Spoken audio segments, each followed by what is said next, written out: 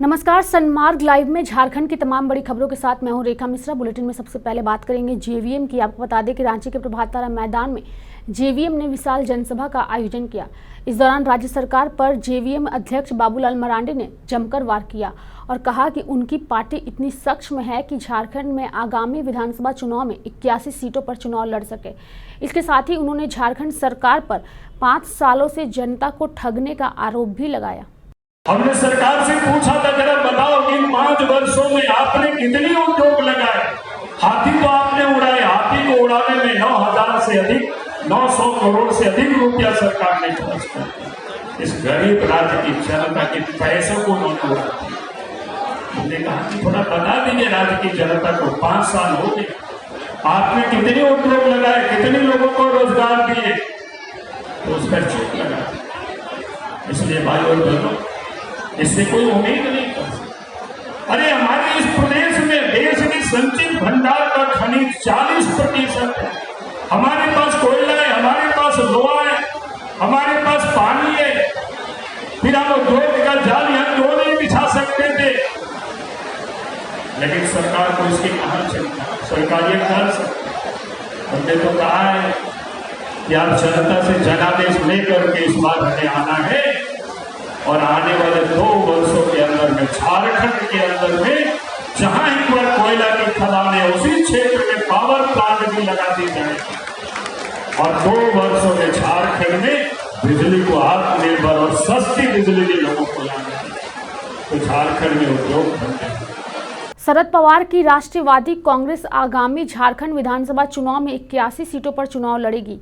चुनाव की तैयारी लगभग कर ली गई है, जिसकी जानकारी युवा कांग्रेस के केंद्रीय अध्यक्ष धीरज शर्मा ने प्रेस वार्ता में दी। आज पूरा झारखंड पूर्णतः भाजपा सरकार में फेल नजर आ रहा है और आने वाले समय में पूरे झारखंड के सब लोग समझ चुके हैं। आने वाले समय में जो ये विधानसभा का इलेक्शन है, इसमें झारखंड की जनता इस सरकार को जवाब देगी और एक नई युवा सोच की एक सरकार को चुनेगी। एक ऐसी सरकार जो जात पात और धर्म के नाम पे भेदभाव ना रखते हुए एक विकास की बात करेगी, युवाओं की बात करेगी, महिलाओं के सम्मान की बात करेगी। किसानों की आत्महत्याएं बढ़ती जा रही है, महिलाएं परेशान है, युवा परेशान है, विद्यार्थी परेशान है। तो ऐसी सरकार को सत्ता में बने रहने का कोई अधिकार नहीं है। हमारा जितने भी यहाँ पे समवैचारिक संगठन है उसके साथ हमारी बातचीत चल रही है।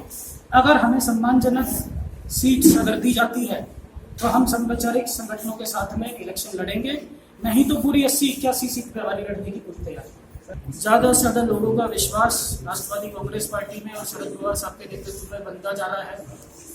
इसी कोशिश में आज यहाँ पे राजा पीटर जी जो एक सामाजिक कार्यकर्ता है, उनका तमाड़ विधानसभा से उनका हमारी पार्टी में आज ज्वाइनिंग है। आज उसी सम्मेलन कार्यक्रम में हम शामिल होने जा रहे हैं।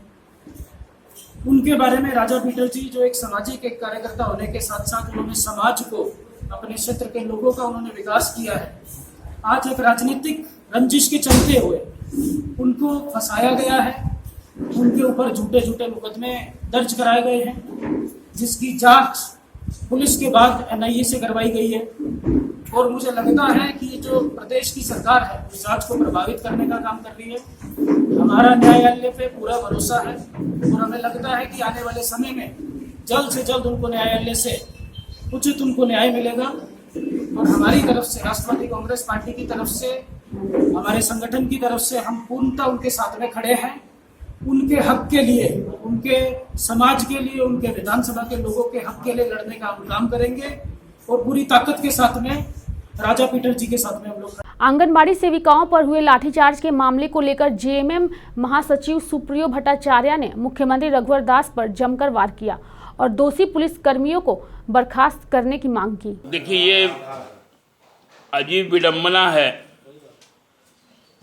कि 88,000 आंगनबाड़ी सेविकाएं, चाहे 67,000 पारा टीचर्स जो शुद्ध रूप से झारखंडी और यहाँ के स्थानीय मूलवासी आदिवासी, उन पर इस तरह से बार बार हमला करवाना, पुलिस के द्वारा हमला करवाना, ये झारखंडी मानसिकता के खिलाफ और ये साफ दर्शाता है कि प्रशासन मुख्यमंत्री जी के निर्देश पर जो बाहरी हैं, जो छत्तीसगढ़िया, उनके निर्देश पर मूलवासी आदिवासियों पर ये हमला है। इसलिए ये हमला बर्बर हमला, इसके खिलाफ हम सभी जो संलिप्त पुलिस अधिकारी हैं, जवान हैं, और सबसे बड़ी बात है कि महिलाओं पर पुरुष आरक्षियों द्वारा हमला किया गया। वहाँ एक भी महिला आरक्षी बल नहीं थी।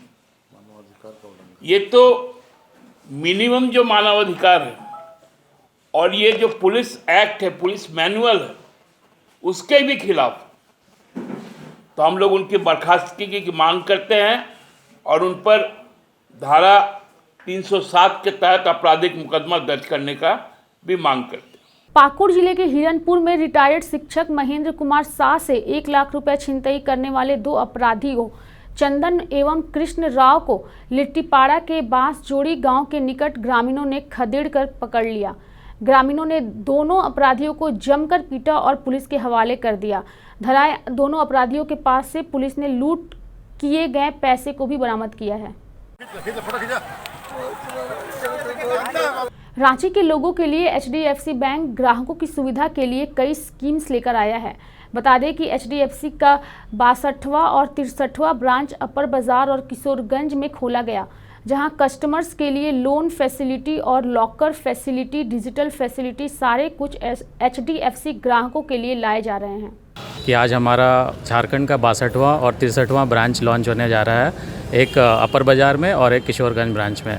इन ब्रांचेस में हम सारी तरह की लोन सुविधाएं, कस्टमर के लिए डिजिटल फैसिलिटीज़, लॉकर फैसिलिटीज़ सारे कुछ लेके आ रहे हैं, जो कि यहाँ के कस्टमर्स को जो भी रिक्वायरमेंट है वो हम फुलफ़िल कर पाएँ घर घर जाके। और इस एरिया में हमारा ये भी देखना था कि कस्टमर्स को ब्रांच आने में पार्किंग की सुविधा, सेफ्टी, सारा कुछ देखते हुए हमने यह ब्रांच लॉन्च किया है, जो कि हर तरह से सेफ़ एंड सिक्योर है यहाँ पे, एंड पार्किंग फैसिलिटी भी है, ताकि कस्टमर्स को अपर बाज़ार में पार्किंग की जो दिक्कतें आती थी वो यहाँ पे नहीं है। और ये हमारा भारत में पूरे 5000 प्लस ब्रांचेज़ हो गए, जो कि झारखंड में हमारा 62वां और ये 63वां ब्रांच होगा। साथ में हमने ATMs भी एक्सपैंड किए हैं, जो कि 160 ATM से ज़्यादा हो गए हैं झारखंड में। संजीवन हॉस्पिटल कोलकाता और लिंकन यूनिवर्सिटी मलेशिया मिलकर पूर्वी भारत में डॉक्टर ऑफ मेडिसिन की डिग्री शुरू की है, जिसकी घोषणा संवाददाता सम्मेलन में आधिकारिक रूप से की गई। बता दें कि अब छात्रों को डिग्री पाने के लिए विदेश जाने की ज़रूरत नहीं पड़ेगी। इसके साथ ही कार्यक्रम का मुख्य उद्देश्य डॉक्टरेट की पढ़ाई करने वाले छात्रों को उच्च शिक्षा और एक ऐसा प्लेटफॉर्म देना है जिससे देश की चिकित्सा व्यवस्था में सुधार हो सके।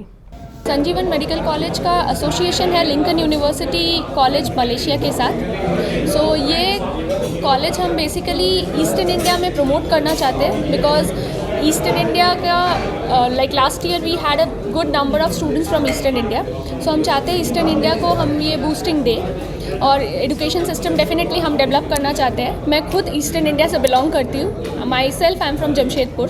सो डेफिनेटली मैं चाहती हूँ कि थोड़ा सा एडवांसमेंट यहाँ भी आए और यहाँ पे भी डॉक्टर ऑफ मेडिसिन का कोर्स प्रमोट किया जा सके और हम गुड डॉक्टर्स निकाल सके हर साल।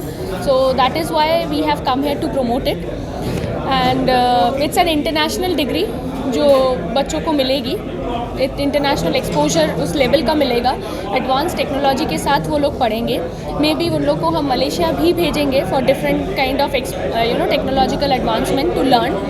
सो we just want to promote this, and that's India में बैठ के आप इंटरनेशनल डिग्री मिलेगा आपको। So that's the benefit of this particular degree. जी, तो अभी के लिए झारखंड बुलेटिन में फिलहाल इतना ही। खबरों में बने रहने के लिए सनमार्ग लाइव को सब्सक्राइब करना ना भूलें। नमस्कार।